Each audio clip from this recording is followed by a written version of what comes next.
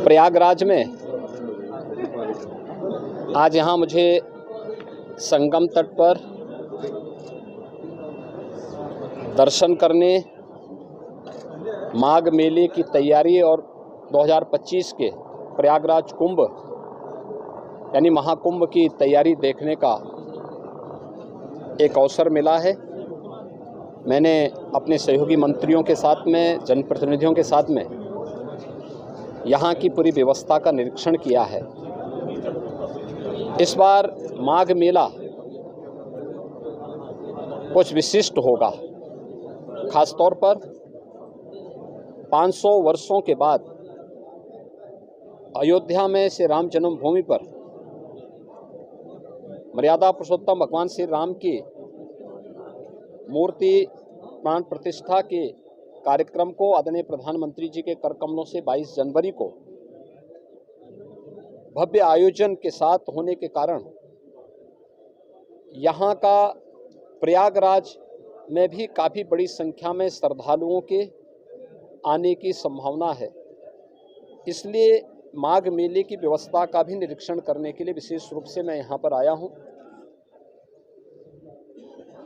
पहली बार यहाँ पर माघ मेले को विस्तार देने का कार्य हुआ है और प्रयास किया गया है कि यहाँ पे माघ मेले में लगभग 800 हेक्टेयर क्षेत्रफल में इस पूरे मेले को विस्तार दिया जाए। पहले की तुलना में इसको बढ़ाने की कार्य हुआ है। 6 सेक्टर बनाए गए हैं। पेंटून ब्रिज भी 6 इसमें बढ़ा करके तैयारी की गई है। इसके अलावा अन्य तमाम विभागों के द्वारा जो भी अवस्थापना सुविधाएं विकसित हो सकते हैं उनको यहाँ विकसित करने की कार्रवाई की जा रही है। अब तक लगभग हमारा अनुमान है कि 4000 के आसपास संस्थाएं इस पूरे आयोजन में यहाँ सहभागी बनेंगी और इन कार्यक्रमों के साथ जुड़ेंगी। इसके लिए चाहे वह चेकर प्लेट का हो, लगभग इसमें इसकी व्यवस्था भी लगभग 100 किलोमीटर के आसपास के दायरे में ये बिछेंगी। यहाँ पे जलापूर्ति के लिए जो व्यवस्था की जा रही है लगभग 200 किलोमीटर की पाइपलाइन इस पूरे माघ मेला क्षेत्रफल में बसाने की व्यवस्था भी की गई है। 18,000 से अधिक LED स्ट्रीट लाइट लगाने की व्यवस्था की जा रही है। ड्रेनेज पाइप भी यहाँ पे लगभग 63 से 65 किलोमीटर की बिछाने की कार्रवाई की जा रही है और 21,000 शौचालय, एक स्वच्छ और भव्य कुंभ के लिए शौचालय की अपनी व्यवस्था है। यहाँ पे चिकित्सालय की व्यवस्था भी माघ मेला में आने वाले श्रद्धालुओं के लिए, कल्पवासियों के लिए की जा रही है। और इस पूरे व्यवस्था के साथ साथ हम लोगों ने स्नान घाट की व्यवस्था भी यहाँ पर करने के लिए निर्देश दिए गए हैं, जिसमें विशेष रूप से 8000 फीट से अधिक के जो है घाट, स्पेशल घाट यहाँ पे तैयार किए जा रहे हैं मेले की दृष्टि से। गत वर्ष की तुलना में कल्पवासियों की संख्या बढ़ने की भी यहाँ पे संभावना है और उसी को ध्यान में रख करके सारी तैयारियां की जा रही हैं।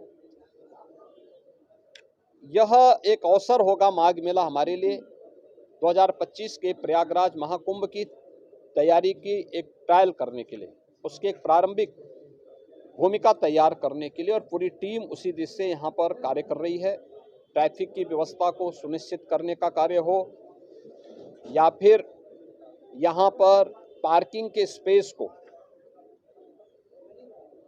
कोई भी श्रद्धालु को, कल्पवासी को कोई दिक्कत न हो, इसके लिए भी पूरी व्यवस्था और उस प्रकार के सुविधा देने के निर्देश यहाँ पर दिए गए हैं।